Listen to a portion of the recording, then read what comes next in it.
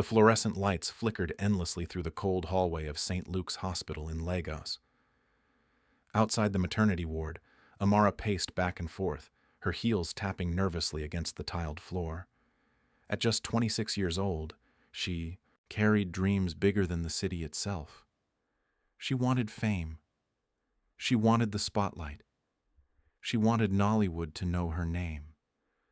Inside the hospital room, her older sister Chisholm had just given birth to a healthy baby boy. A blessing. A miracle. A new beginning. But while everyone celebrated life, Amara's thoughts were somewhere darker. Days earlier, a powerful Nollywood producer known as Chief Balogan had offered her the opportunity of a lifetime, a lead role, wealth, fame, everything she had ever prayed for. But nothing in his world came free. He demanded a newborn child as part of a secret occult exchange. At first, Amara refused. Then she remembered the years of rejection, the unpaid auditions, the humiliation, the hunger, and slowly, ambition strangled her conscience. Late that night, a nurse stepped away from the nursery for only a moment. That moment changed everything. Amara slipped quietly into the room filled with sleeping infants. Her hands trembled violently as she stared at her sister's healthy baby boy. Nearby, another infant struggled for life inside an incubator, abandoned, weak, and barely breathing. Amara looked around. No witnesses, no cameras, no second chances. With shaking hands, she switched the babies, and, just like that, a betrayal deeper than blood was born. By morning, doctors informed Chisholm that her baby had died during complications. The cries that filled the hospital walls were unbearable, and somehow, Amara cried louder than everyone else. But her tears were performance. Her grief was acting. And before sunrise, she walked out of the hospital carrying two things: a movie script in her handbag and darkness in her soul. Months passed. Then years. Amara's rise to fame was unstoppable. Her face covered billboards across Lagos. She starred in blockbuster movies, attended glamorous red carpet events, and gave emotional interviews about hard work and God's grace. Fans adored her, brands worshipped her, Nigeria called her a queen. But every night when the cameras disappeared and the mansion became silent, the haunting began. She heard phantom cries echoing through empty hallways. She saw the shadow of a child standing in mirrors. Sometimes she woke up screaming after dreaming of tiny hands reaching toward her from darkness. Success had given her wealth, but it had stolen her peace. Meanwhile, Chisholm's life slowly collapsed. The pain of losing her child consumed her marriage. Depression swallowed her joy. She stopped smiling, stopped living.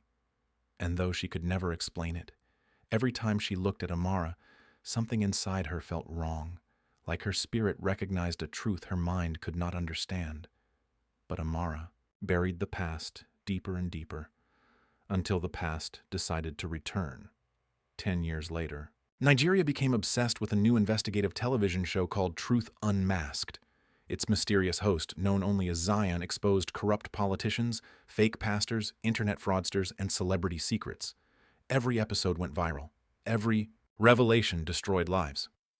Then one morning, Amara received an invitation. The producers wanted to feature her inspiring journey from obscurity to stardom. Flattered, she accepted immediately. The day of the interview arrived. Amara stepped into the television studio, dressed in diamonds and confidence. Cameras flashed. Makeup artists rushed around her. Fans gathered outside.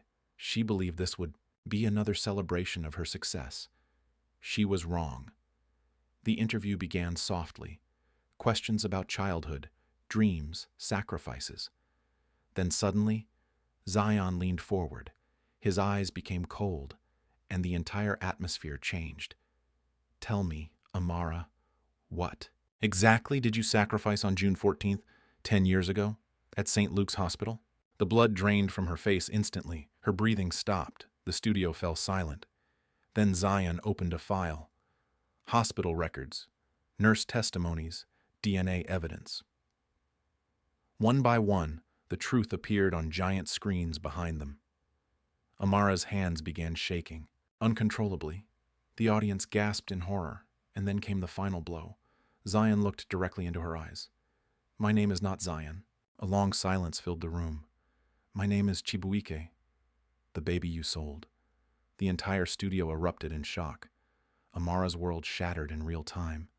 Chibuike revealed that he had survived the illness, been adopted into another family, and spent years searching for the truth about his identity. And now, he had finally found it. "I spent my whole life searching for who destroyed my mother's life," he said calmly. "Today, I'm returning your gift. Exposure." The cameras never cut away from Amara's face. Millions watched her empire collapse live on national television. By the next morning, Nigeria had turned against her. Sponsors canceled contracts. Movie studios erased her name. Police reopened the hospital case, and when Chisholm learned the truth, she collapsed into tears. But this time, she did not cry alone, because standing beside her, holding her hand, was the son she thought she had lost forever. Amara lost everything: her fame, her mansion, her freedom. But prison was not her greatest punishment. The true punishment came every night in silence. Knowing the child she abandoned became the man who exposed her before the entire world. And as darkness filled her prison cell, the same words echoed endlessly inside her mind. Some betrayals are so deep, even the earth refuses to swallow them.